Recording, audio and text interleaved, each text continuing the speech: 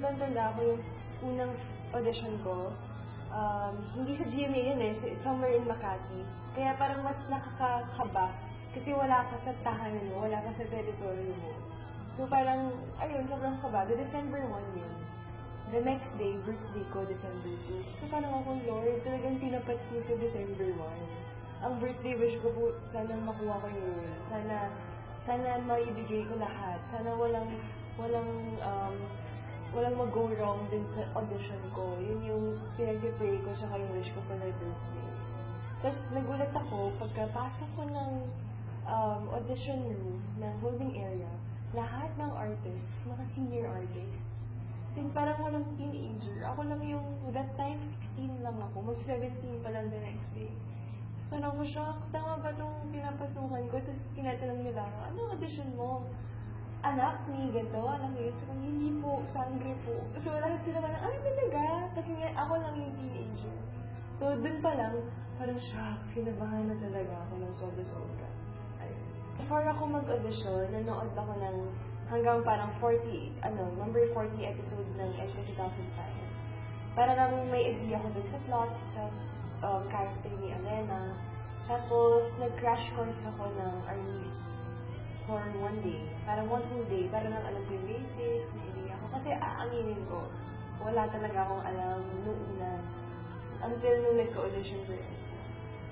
Okay, so kung ready ka na, pakukunin na ang Diyos ko. Okay. Mga ka-throwback naman ito. May sounds ba ito? Wala sounds. Oh my God, ang payat yun. Ang taba ako. Suot ko pa yung bracelet kong Lucky Charm na hindi ko tinatanggal pag kinakabahan ako. Kahit mamili ka, maganda ka pa rin. Nakakatawa.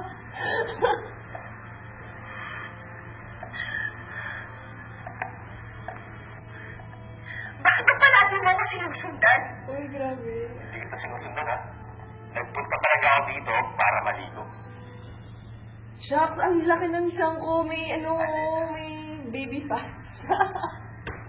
Nakakita pa yung part ng tiyan ko. Nakaangat siya dun sa damit. Paano mo nalaman yung pangalan ko? Ang laki ng tiyan namin parehas. Hindi na sa akin naman.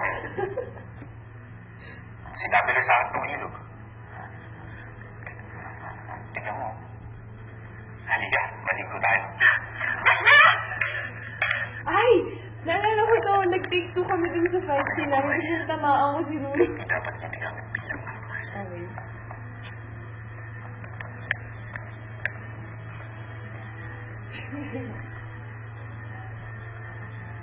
Oh my God. Grabe, 16 pa lang ako niya.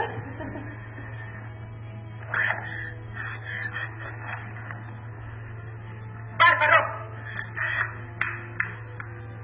Tapos nalala ko, panilito pa ako sa Barbero at saka sa Barbaro.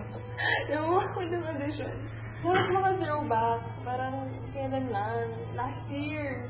Tapos ngayon, ito na tayo. Sobrang, ang layo din ng NCA. Ano mo yun? Lahat kami sabay-sabay from here, sabay-sabay kami lahat nag-audition. Lahat sila nakasabay ko sa audition. Different days nga lang, like callback 1, callback 2, mga ganyan. Pero, nakaka-overwhelm siya lalo.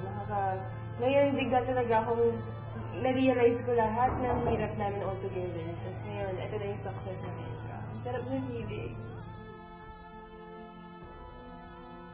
Mas nalalaro ko na siya. As in, dito kasi, baka hindi ko pa may ganun kakilala si Alena. Pero ngayon, alam ko na kung ano strength niya, kung ano weakness niya. Ayun, ang ganda. Nakakaiyak.